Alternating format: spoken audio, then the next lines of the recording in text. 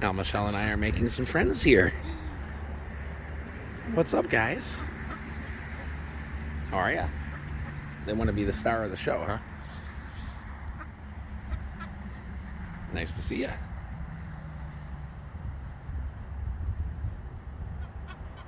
You're pretty. And now what? They don't know if they want to follow us or what. So Michelle and I are outside of Nelis Dutch Village. Not really a theme park destination. No, we don't have anything for them, but I'm sure they're used to people feeding them. But yeah, this is Dutch Village, which I've never been to, and they don't have a roller coaster.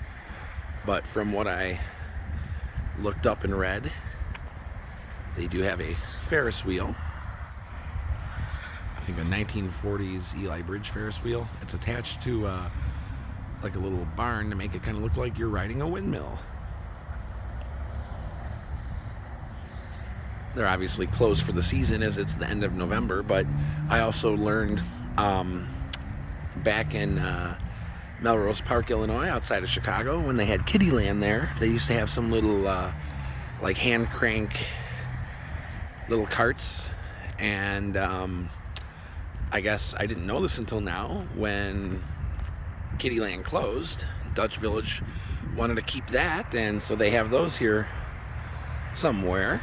The park has this little small swing ride,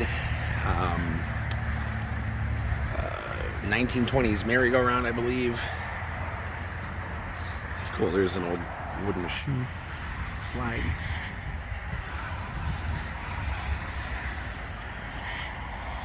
Cool.